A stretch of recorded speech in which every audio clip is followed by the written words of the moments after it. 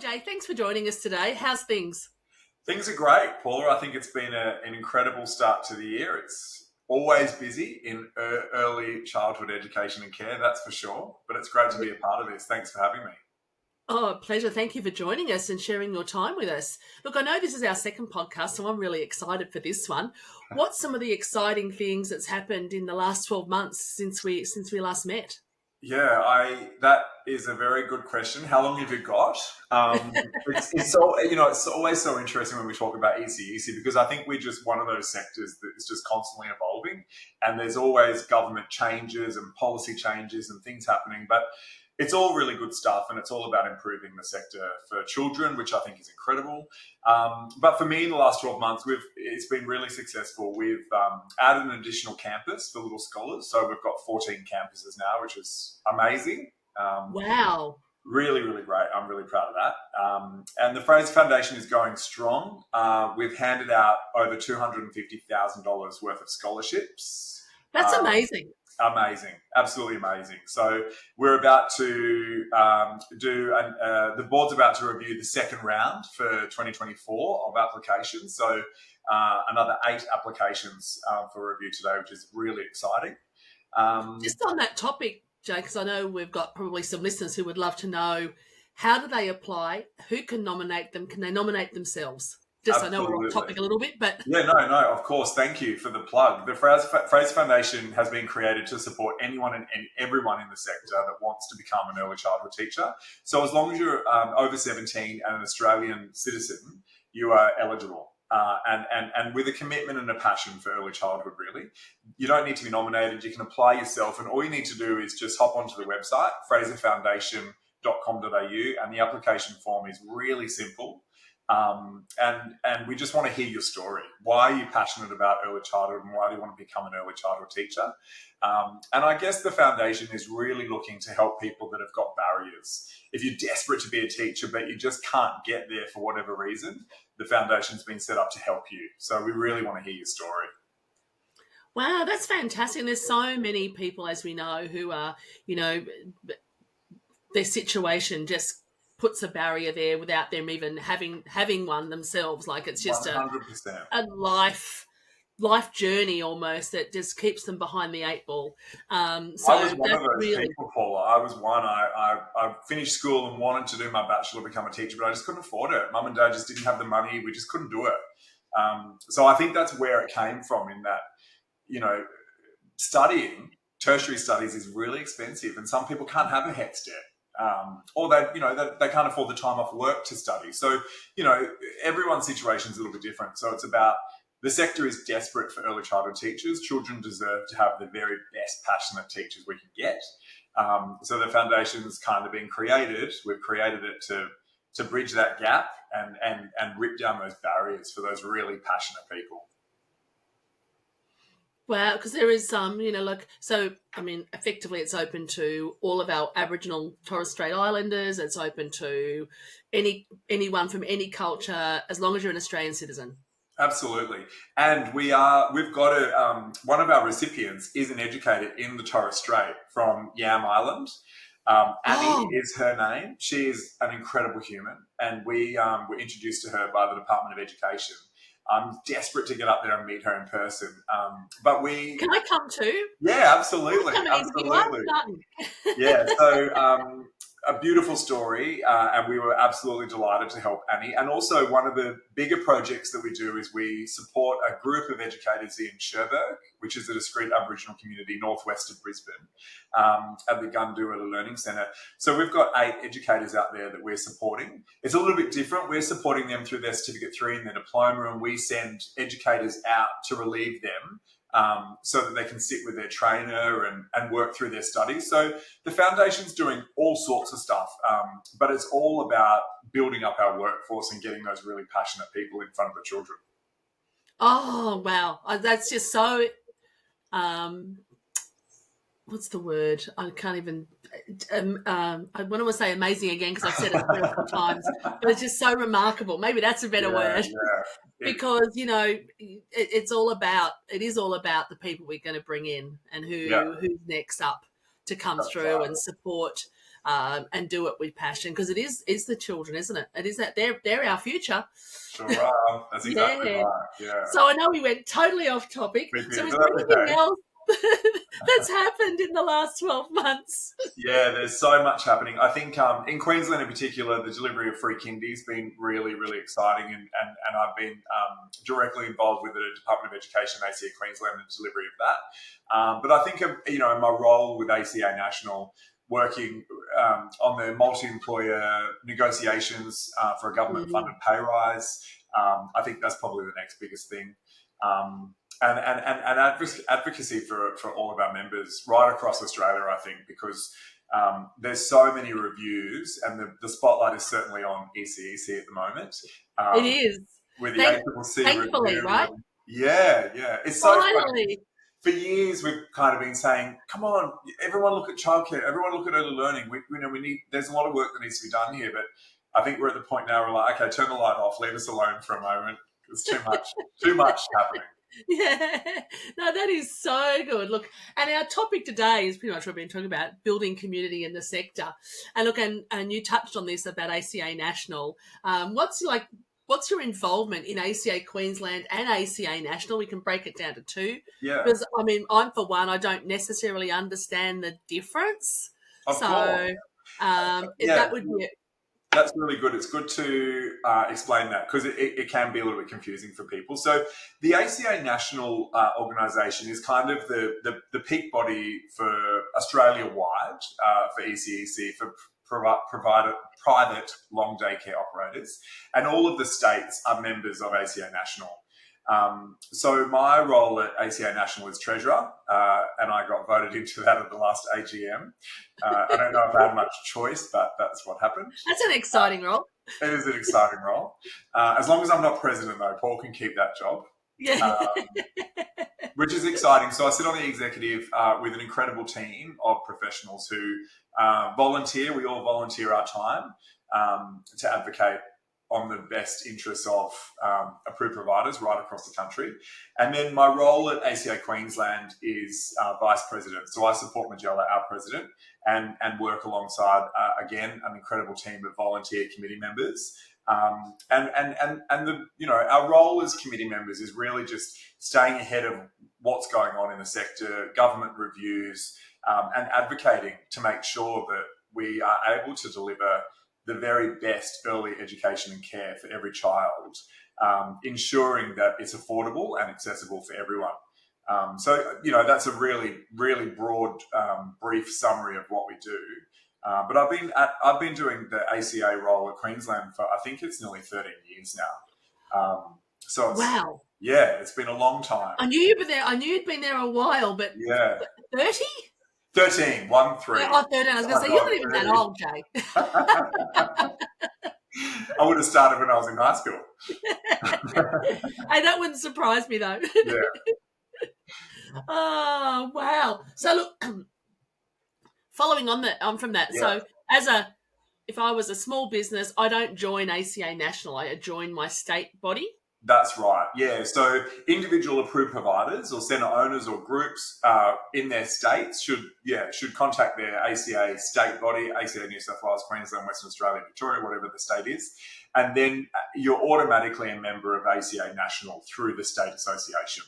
Right. Okay. Yeah. And look, and I actually had this question asked the other day, so I'm hoping the person who asked me listens to this, and if not, I'll share it with them. They actually said, what's in it for me? Why, as a small business, should I be a member of ACA in my state? What are the benefits?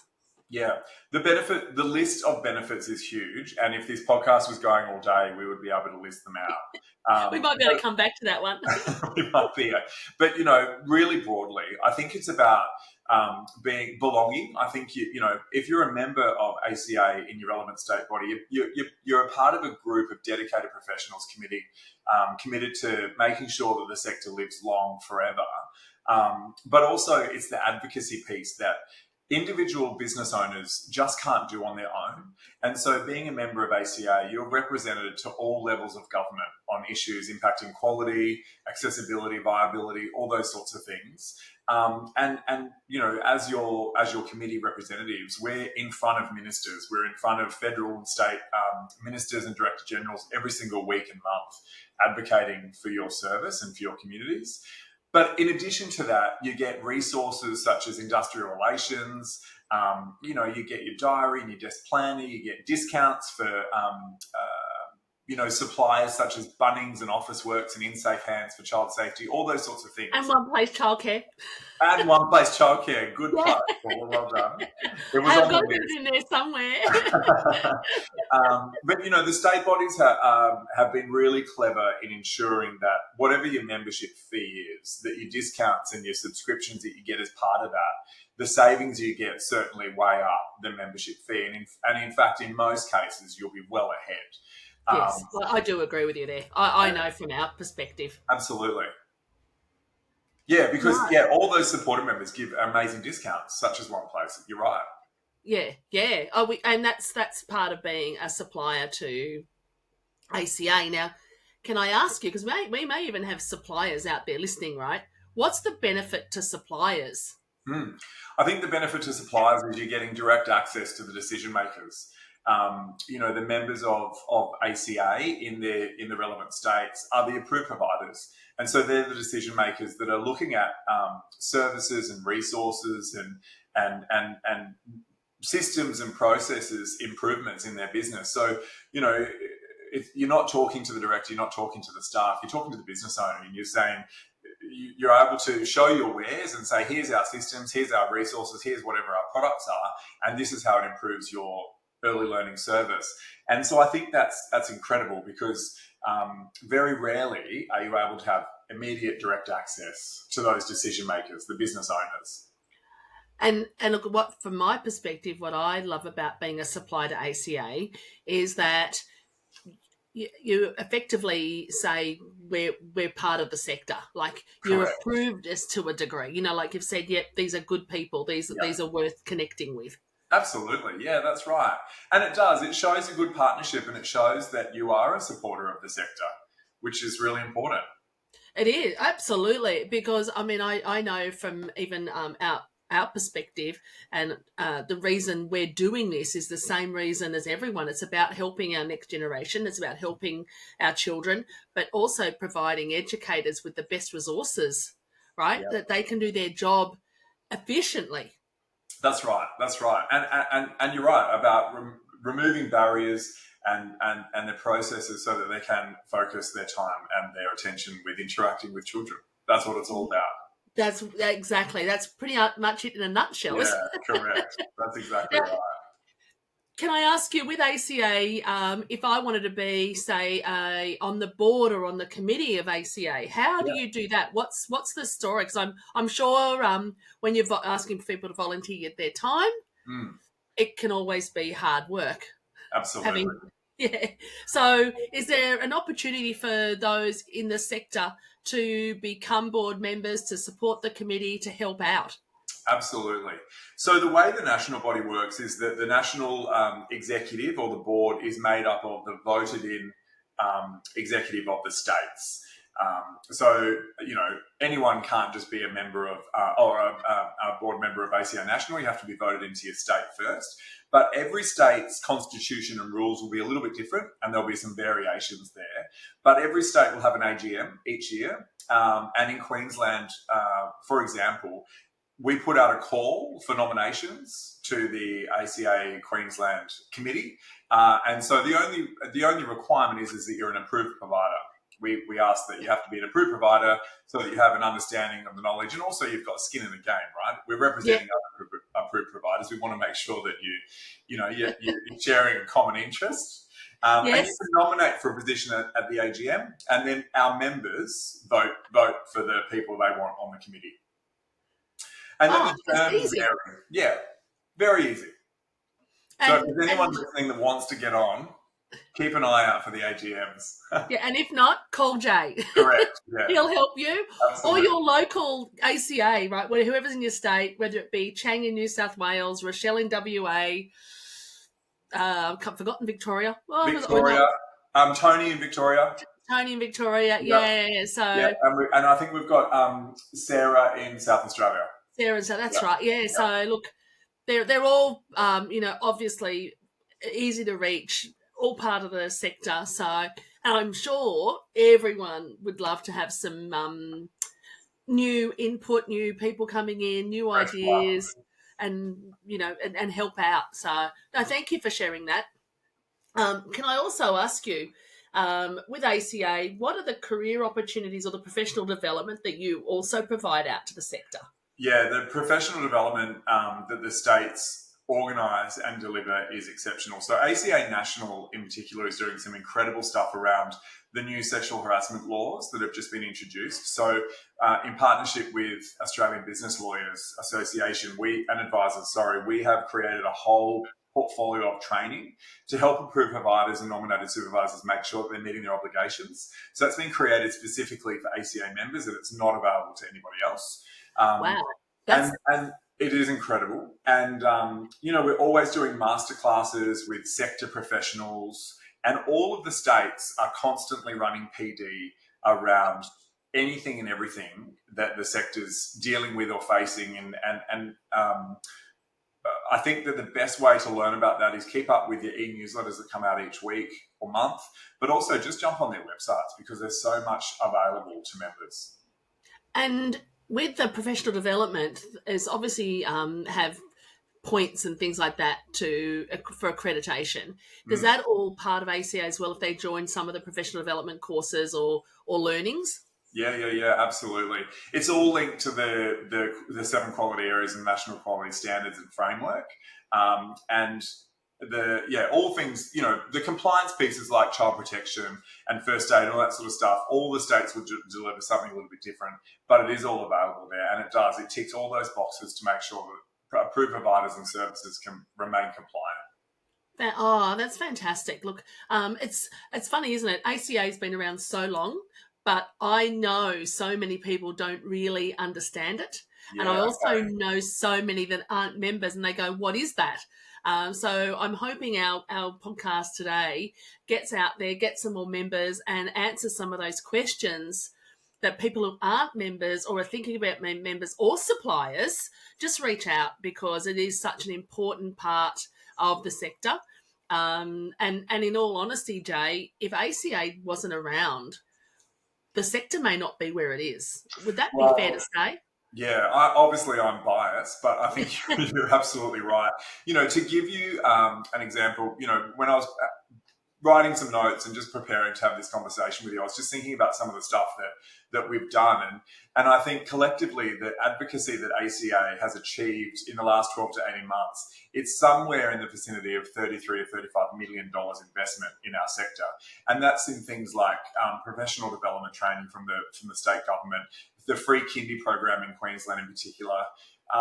But I think it's all the work that's happening that you can't really put a dollar value on, that, we've got a seat at the table at the federal and state levels in every jurisdiction. And we're on the workforce strategy groups and we're talking about the peer mentoring programs with the universities and government and the submissions that we're putting to government for budget in the states and also federally is all about that reinvestment piece back to services. So there is so much work happening and we aren't very good at a federal level and at a state level at promoting ourselves and telling everyone the great work we're doing. It's just... That doesn't surprise me. We're just not very good at that. But, there is so much work happening to make sure that the sector does live on. Yeah. And the motto is accessible for all. We just want early education and care to be accessible and affordable for every single child in Australia. And it is so important, especially in the days now, we've got both parents usually working full-time jobs because of cost of living. So rather than having your child being either looked after grandparents who in some cases with older parenting and things like that, they're just not available, people living from overseas, all of those factors that impact someone's ability to have a child care for means we need to step up and support our community. You're right. And I think that the sector's changed. I remember when I was an educator that, most of the parents, not all, but most of the parents just used to bring their kids because they needed to go to work. Now, yes, that's the case, but there's so much more of a focus now on educating the children. We're not just looking after them because mum and dad are working. There is an expectation and a requirement now from sector, from community, from government, but in particular parents, that we're not just there to care for the children so mum and dad can go to work. We're educating them, and there's an expectation that at the end of that year, the children have learned and they have developed and they have grown and they have acquired new skills. So I think the sector has really evolved, which is a really great thing. I'm proud of that. And it's actually my kids are all grown up, but when you think about children now, that 1, 2, 3-year-olds, they're pretty much all a level playing field. I mean, everyone's got their little bits of differences and their strengths and their weaknesses, but their learning capacity is still there. Like, it's that growth and that sponge type learning, where if it's in fun, if it's in not structured like school, where it's a different way, you just know little kids love it. Yeah, absolutely. And that's the magic of early education and the incredible work that all of our educators are doing. That learning through play concept and making sure that it's not just a program that we're writing for every single child in our room or our environment, but that's individual. They're building programs based on individual children's interests and needs, and that's the success of what's happening right across the country in our sector. Yeah. It's really, really exciting. It is such an exciting time to be in the sector, and the fact that the Fraser Foundation supporting, those people who might be having those barriers to get in, or providing that scholarship supports it, and all of those others that are coming through now. It's fantastic. And really it is a lot of it thanks to the work of ACA, national and each state. So I can only say from everyone, thank you, Jay, and everyone out at ACA for all you do for the sector. We appreciate it. Thanks, Paula. Yeah. Now, we like to ask all our guests. I know we've asked this before, and we've I think it was just after COVID, actually, our last one, wasn't it? Yeah. What do you think now, moving that sort of 12, 18 months forward? What are the next largest challenges facing the sector? Yeah, look, I think we have touched on a couple of them. I think the multi-award bargaining process with the federal government and other peaks is probably the biggest piece of work that ACA is dealing with at the moment, and that's about securing government-funded pay increase for our educators right across the country, which I think is critically important. And then secondly to that, but it's also connected, is just the workforce piece. The sector is growing at record numbers, and there's new services being built in every jurisdiction and every state and every corner of the country. But it's incredibly important that we make sure that we've got the workforce to meet the demand. And there's so much talk about childcare deserts and communities that don't have enough places for children and for families, and that's a concern for us as well. But it's about making sure that we've got the educators to deliver that quality education and care. Because without those educators, there's no point in having all these centres, No, exactly. Because if you can't fill them with children, we're not doing what they're meant to do, right? Exactly. Yeah, that's right. Yeah. So I think it's really about building a really capable and quality workforce, making sure that we're really attracting those passionate people that are choosing the sector because they genuinely have a love for educating children. So if someone's listening to this that isn't an educator and wants to be, get involved. It's a good place to be. Look, and I've not worked in a centre, but I've been in the sector for 15 or maybe more now. 15, I can't remember now. 15 years or so, and it is one of the loveliest places to work. It is incredible. I love it. I love talking to people every day. There's always so much joy when you speak to someone in a centre, even though they're busy and things are going on. They're just fantastic. I've got to give everyone credit. It's just brilliant. Whenever I'm having a bad day or I'm a bit stressed, I just pack up in the office. I get in my car and I just drive to one of our campuses and I just hang out in the rooms with the kids. It's just so they just take every just take every worry away. Yeah, because you just realise what really life's about. Absolutely. Yeah. And they don't care that you're stressed. And they don't care that you had an issue the other day Correct. either. Yeah. And you sort of leave, I think, leaving your worries at the door, isn't it? It's like when you come in, you can't go in with whatever's on your shoulders. You've actually got to leave it there. Come in at fresh-minded, open-minded, and just have that time out with some really amazing humans in services. Yeah, one of our sector professionals, Alina Dan, who we work really closely with, and she presents at the conference all the time, she always talks about your sack of potatoes. And she says to everyone, leave your sack of potatoes at the door because no one wants your potatoes, right? And she's so true. And you know, it's not fair on the children because everyone's got issues going on. The world is surrounded by issues and negativity. Media is, you know, it's not nice. But once you open those doors to that early learning service and you're in that environment with those children, that you need to be 100% on because they need you. Yeah, absolutely. And like she says, and like you just said, it's not fair to bring in that sack of potatoes or all those worries and put them onto children that don't need that. They don't need adult world just yet. Let them have that fun and let them rescue us. Hey, absolutely, yeah. Now look, before we finish up, and I know we did this last time. Have you got any more motivational quotes or wise words that you'd like to share?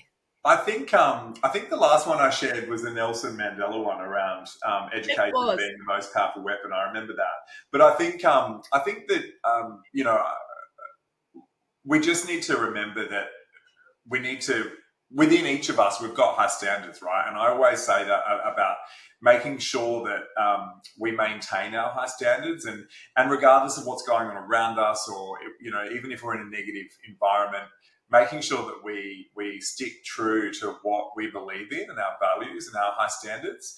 And I think life can't rise any higher than the standards you set, right? So if you set yourself really high standards, you stick in line with your values, and I think you're going to achieve good stuff. I agree. Yeah. It is. And surround yourself with good people. Absolutely. That's right. Yeah. Oh, look, well, thank you so much. And it was so good to talk to you again. It's always fun, Jay. It's always fun. And I know we'll catch up at the ACA Queensland conference in June. In June, that's right. The biggest since we had the funding from the federal government for professional development. We've got 1,700 people registered already. It's almost a sellout. And yeah, 68 trade booths. It's going to be incredible. I'm so excited. Yeah, and a few very cool surprises too, actually. Oh, even better. Yes. I'm looking forward to that gala dinner. Yes, that's a sellout. Sold out. No seats left at the gala dinner. Yeah, I know. We're trying to get some more, and it's like, no, oh God. It's so exciting. It is a really amazing event. I think, and you know, that's one of the events that obviously ACA organised, but that's an incredible event that brings the sector together. And you know, when we're having some challenges in the sector or people are struggling out there, you come to the conference, everyone just gets together. It's like a big reunion, and everyone walks out of there feeling uplifted and excited and motivated, ready to get back into it. And I think it's a good reminder of the amazing work we're all doing. Yeah, and the fun everyone has, and that it's just there. It's inherent in this sector. Absolutely. It is a very fun sector. It is. Oh, look, thank you so much, Jay, and I look forward to seeing you in June. Thanks, Paula. Not a problem. Have a great day. You too.